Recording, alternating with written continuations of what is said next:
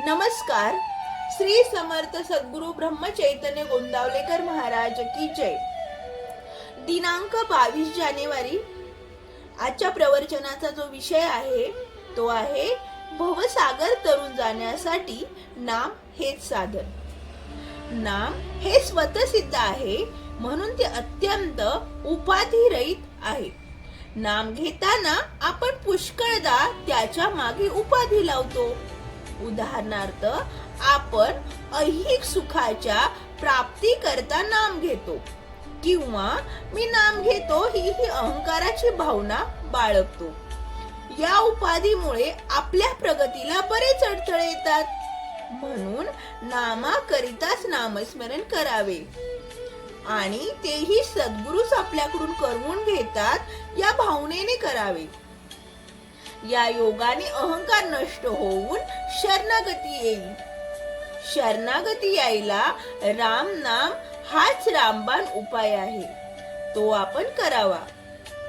नामाचा महिमा वाचेने सांगणे अशक्य आहे, पण हे सांगण्याकरता तरी बोलावे लागेल ते इतकेच.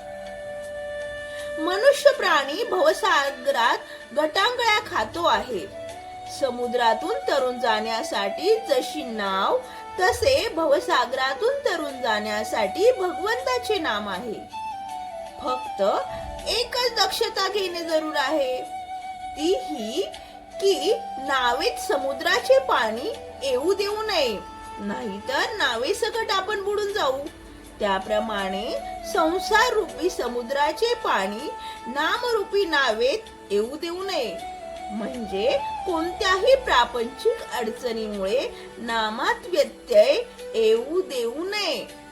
तसेच नामाचा उपयोग संसारातल्या अडचणी दूर होण्याकरता व्हावा ही बुद्धी न ठेवता नामाकरिताच नाम घ्यावे.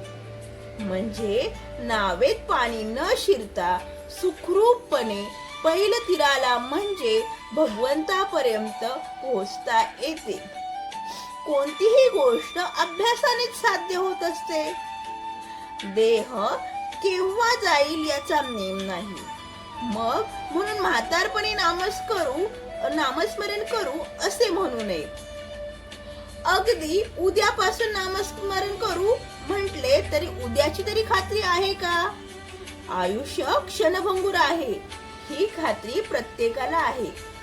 म्हणून तर प्रत्येक जण आयुष्याचा विमा उतरवतो.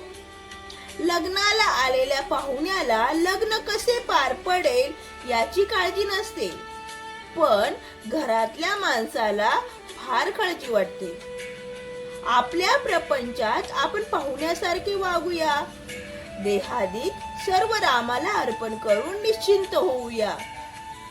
सोन्या मोत्याचे दागिने घालणारी श्रीमंताची बाई असू द्या, बेताचे लहान दागिने घालणारी मध्यम स्थितीतली बाई असू द्या, किंवा चांदीची जोडवी आणि नुसते मंगळसूत्र घालणारी अगदी गरिबाची बाई असू द्या, त्या सर्वांना कुंकू ज्याप्रमाणे सारखेच असते त्याप्रमाणे कसलाही भेद न ठेवता नाम हे सर्वांना सारखेच साधन आहे.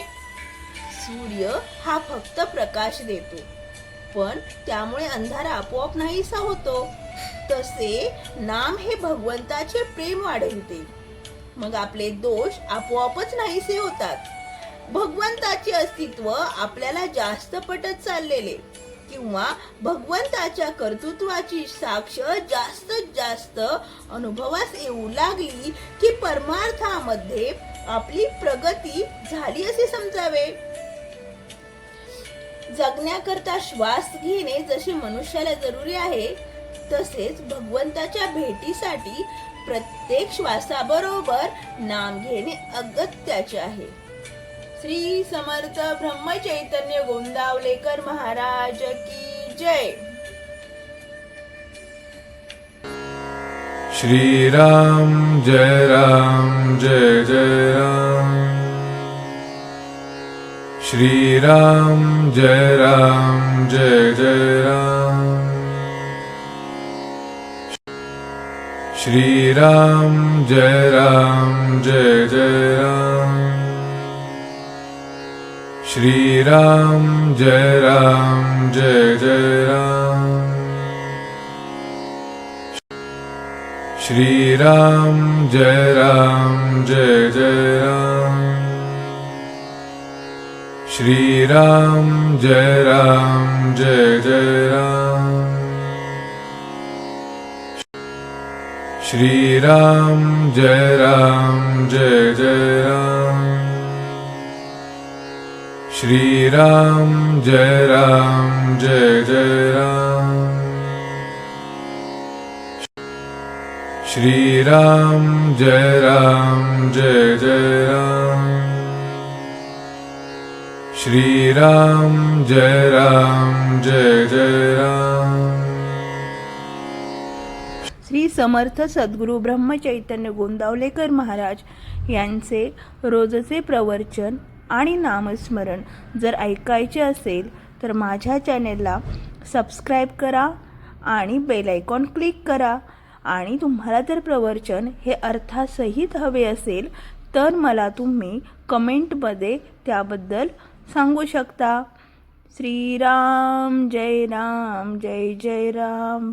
श्री समर्थ सद्गुरू ब्रह्मचैतन्य गोंदावलेकर महाराज की जय.